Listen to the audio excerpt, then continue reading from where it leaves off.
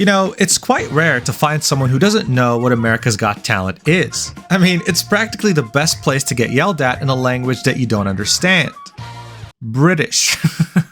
Many people from all over the country line up in the hundreds, sometimes the thousands, just to get one chance at achieving their ultimate dream. But what if you took this concept that targets all age ranges and all demographics and used it to specifically target K-pop teen fans? You get the show A2K, otherwise known as America to Korea. A talent show that gives American K-pop fans the opportunity to not only compete doing something that they love, but if they win, they get to join one of the biggest South Korean K-pop agencies on the planet. I mean, seriously, who's gonna say no to that? They would then be flown out to heaven on earth. Yes, that's right, South Korea, where all good things come from. Where, much like some of the biggest K-pop idol groups on the planet, they would get to go through slave labor. I mean, sorry, a very intense training regimen. Yeah, that's what I meant to say. Even though they probably had, I don't know, tens of thousands of applicants from the entirety of the United States, the agency ended up picking the top 11 finalists and made the show centered around them. The top 5 winners would be part of the next big idol group, the first Americans to do so. There was a concern though. Every single person on this image is a child, a minor. Now you might think that's normal. South Korean idols start very young, sure, but not this young because someone on this image is 12 years old. But listen, this might be a South Korean agency, but they are on American soil. There are laws in this country, child labor laws, that do allow them to work, but with enough breaks, a guardian looking after them, and a big importance placed on their mental health, okay? So take a step back, buddy. Everything's gonna be just fine. What's this? A lawsuit against the agency from one of those minors. Oh, who could have seen that one coming? Let's see, what are they being accused of? Child labor exploitation, child neglect and abuse, and unfair business practices? Huh. I was so caught off guard by this, guys, because this agency only has a good track record. It's not like in the past, they made one of their top talents eat ice cubes for a week because she was considered too fat. Guys, let's talk about it because it gets way worse. Get ready. Let's go. Alright, so if you haven't been living under a rock and browse the internet regularly, especially Twitter, you know for a fact that K-pop has been taking over the world these last few years. Now yeah, sure, back in 2012, the only introduction people had to K-pop was Gangnam Style, timeless classic, by the way. But now it's a global phenomenon. According to Spotify, just in the last 5 years, K-pop streams surged over 362% globally, with no sign of slowing down. This means that K-pop is easily South Korea's biggest export, second only to kimchi, of course. Now that's the global phenomenon right here. When it comes to fans abroad, even though it's a global phenomenon, you'll find many of them still in the Asian region. One country you'll always find on these lists is Japan, usually in number 1. It's no surprise, since the whole idol industry actually originated there. Now, much like how in the US, where almost 85% of music is controlled by the 3 biggest music labels, K-pop is no different, being controlled by the big 4. HYBE, YG Entertainment, SM Entertainment, and JYP. Seeing how much success K-pop was having in Japan, JYP came up with an idea. In 2020, they created the show Nizi Project, a talent show in Japan to find the next idol group. The 9 winners were then used to form the group Nizi U. The idea was simple. JYP Entertainment had created so many successful idol groups. They were convinced that no matter the nationality, no matter the language, if they had brought them to South Korea and trained them under the same intense training regimen, they could also become successful. And hey, you know what? To their credit, that's exactly what happened. This only served to embolden JYP Entertainment and made them truly believe that they could bring in any group of people to South Korea and have them leave as idols. The next step was simple. Another country that was always beside Japan in these top 5 lists of foreign listeners of K-pop was, of course, the United States. Their positioning varies. This list has them in top 2, but they're typically always in top 5. What makes them especially valuable is the fact that Americans have incredible purchasing power. They'll buy all your merch, they'll buy your tickets at exorbitant prices because God bless credit cards. So the next step for JYP Entertainment seemed very straightforward. Let's recreate the success that we had in Japan, but this time in the United States under the name of A2K, America to Korea. Their local partner in the US was going to be Republic Records. a label that represents many of the top talents in the US, such as Post Malone, Ariana Grande, Nicki Minaj, The Weeknd, etc., etc. This was a huge phenomenon, with auditions held in Dallas, New York, Chicago, Atlanta, and Los Angeles. They were recruiting from all over the country, with promises of fame, first-class training, and the incredible achievement of being the first American-based idol group under a major South Korean talent agency. After 22 episodes, 6 of the final 11 contestants were picked to form the group VCHA, spelled VCHA. Most of them had ages from 15 to 17, except one of them, Kaylee Lee. She was 12 at the time of filming. Yes, you're not dreaming. I mean, look at her, dude. Look at her. She's a child. Now look, when it comes to K-pop idols, starting young is nothing new. 14 or 15 is standard, with some people considering 18 being too old. But 12 is young even by South Korean standards. It's kind of crazy. Seeing that JYP Entertainment didn't really have that much of an amazing reputation with how they treated their talents, the famed South Korean idol training regimen didn't really sound like an amazing idea for a 12-year-old. So many fans, both Western and South Korean actually, were concerned. This became such a heated topic that it prompted one of the representatives of JYP Entertainment's LA office to talk about it during an interview, saying this: "In a recent interview with Nylon, Daniel Hong, an LA-based JYP Entertainment manager, directly addressed these concerns, assuring fans that the company has been strictly following regulations set by California regarding minors working in the entertainment industry. These regulations include restrictions on working hours for minors, access to education through provided tutors, and guardian presence when needed." He was quoted saying, "That rule has been put together and followed until today, and it'll be followed until later." After the statement, the concerns about Kaylee's age were sidelined because, well, VCHA was doing pretty damn good. Not too long after winning A2K, they released a song on September 2023 titled YO Universe. It did so well that it was #1 on the US Billboard for Hot Trending Songs. It was a massive achievement, seeing that they haven't even debuted yet officially as a group. People were slowly starting to realize their massive potential. They ended up debuting on January 26, 2024 with the single Girls of the Year. The song was again a success, uploaded on JYP Entertainment's official YouTube channel and currently being at 10 million views.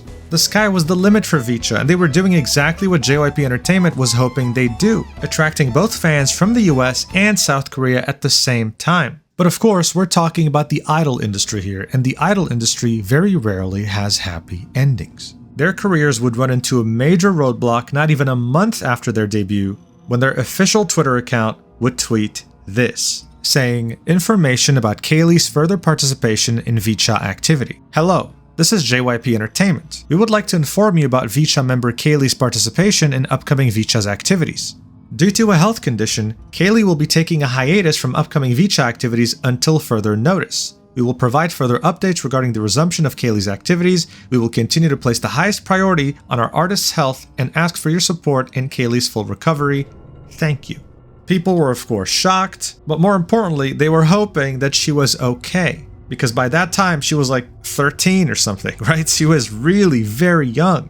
But still, one couldn't help but notice that this statement was extra vague, more than usual. They said the group would continue without Kaylee, fine, but instead, fans only got radio silence. The group wouldn't really perform much anymore, but at least there would be some social media posts. However, around June, all of that would change. This was the last post right here in the beginning of June, and then nothing.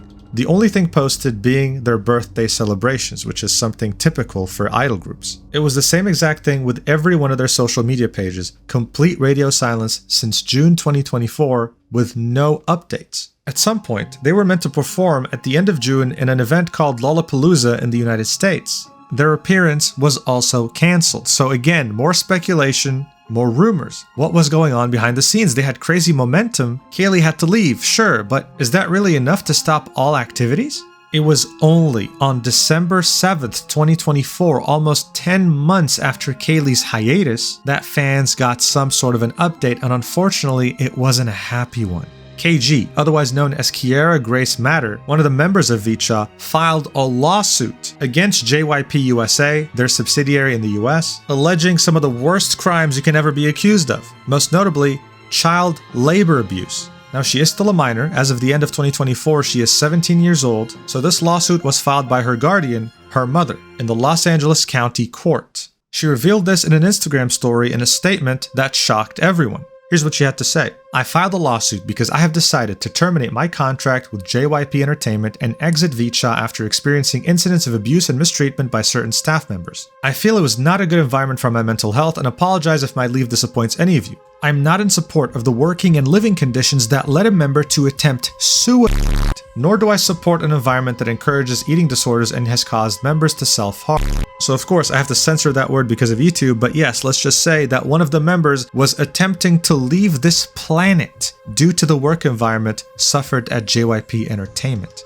Yeah, you think this is crazy? It gets even crazier as we go through this lawsuit. First though, let's continue KG's statement. She says, I made this decision back in May and I'm still waiting for release from my contract. I'm worried for the girls who remain in VCHA, my friends who I truly love and care for. I also realized if I remain at JYP Entertainment, I'm not able to become the artist I aspire to be as I really enjoy songwriting and production. I have accumulated a massive amount of company debt while being paid very little for the intense work and extreme limitations on our personal lives. Although such incidents occurred, there were also beautiful moments. Alright, time to dive into this catastrophic lawsuit. Here are some of the allegations in this lawsuit against JYP Entertainment filed by KG. It starts off strong with physical and emotional abuse. Here's what the lawsuit says. On or around September 14th, 2023, so before their debut, KM, which is KG, was singled out by a dance instructor for her lack of formal dance training. The instructor, yelling in the Korean language, demanded KM repeat a single dance move hundreds of times without rest while KM was forced to hold a squat position. KM, in visible pain and exhaustion, was denied a water break that all the other girls received. The instructor told her she could only drink water when she perfected the move. The hours of forced repetition caused KM to tear a tendon in her shoulder. The pain was excruciating, yet the company continued to force her to work through the injury, refusing to allow her adequate time to recover. KM was later sent to the hospital and received injections for her shoulder, but was expected to return to full dance training immediately. This was not an isolated incident. Throughout her time at JYP, KM and other members of VCHA were repeatedly forced to dance and perform with severe injuries including sprained ankles, strained muscles, and other conditions.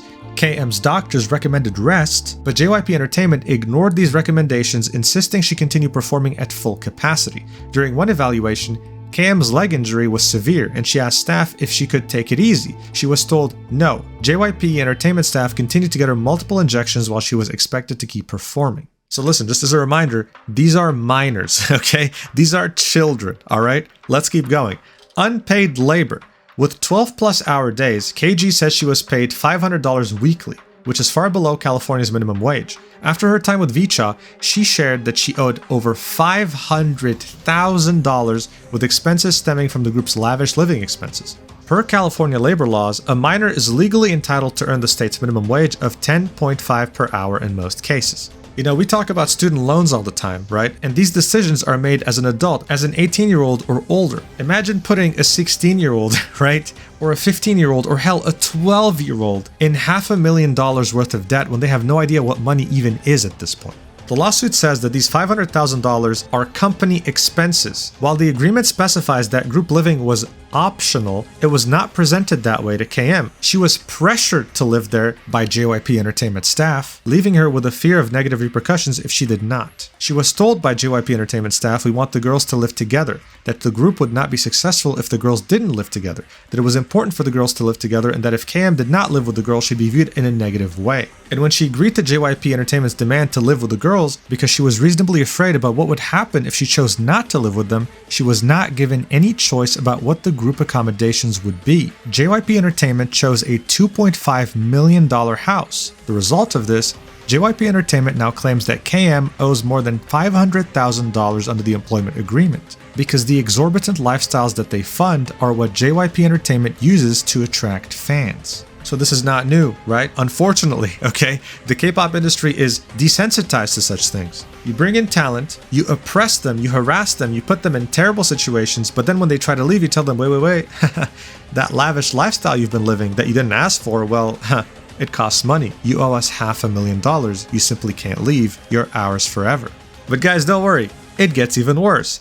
Hidden surveillance. JYP Entertainment also imposed constant surveillance on KM and her fellow group members, hidden cameras, including one in the group's dining area that on information and belief had an 8-megapixel camera with a 120-degree wide-angle lens. Recorded the girls' private conversations and meals without their consent or knowledge. Again, guys, listen, let me just pause this real quick. These are minors. All right, let's continue. A surveillance sticker found on the ceiling of the pantry further revealed that their eating habits were being monitored around the clock. KM only discovered the cameras months after they had been installed, deepening her feelings of being trapped, controlled, and powerless. Like, tell me any other circumstance where this is acceptable. Guys, if a parent was doing this to their children, they would be considered weird, all right? But this is a corporation with strangers, not family. It's crazy. And now this is where it gets very tragic. Mental health neglect. The lawsuit states this: KM and her fellow group members, many of whom were underage, struggled mentally and emotionally under the constant pressure. Some of the members resorted to self-harm. KM witnessed another member of the group spiral into a deep eating disorder, which culminated in a suicide attempt in February 2024. That member ingested 42 pills of NyQuil in an event that KM discovered when the other member began vomiting uncontrollably the next morning.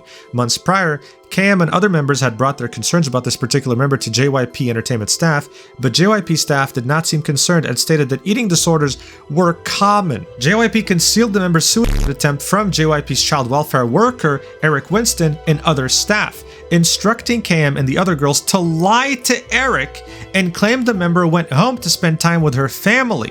Eric since admitted on a phone call with KM and her mother that he was not informed about the member's suicide attempt, but was told by JYP Entertainment staff that the member suffered from food poisoning. Now listen, I don't care who you are, right? Whether you're a K-pop stan, whether you're South Korean and are used to this type of industry, this cannot be excused. This is a minor and you were lying to her child welfare worker about an attempt. Bro, that's insane to me. That's criminal. And I mean, imagine being a minor and being ordered to lie about this too. Like, you just witnessed this as a kid, man.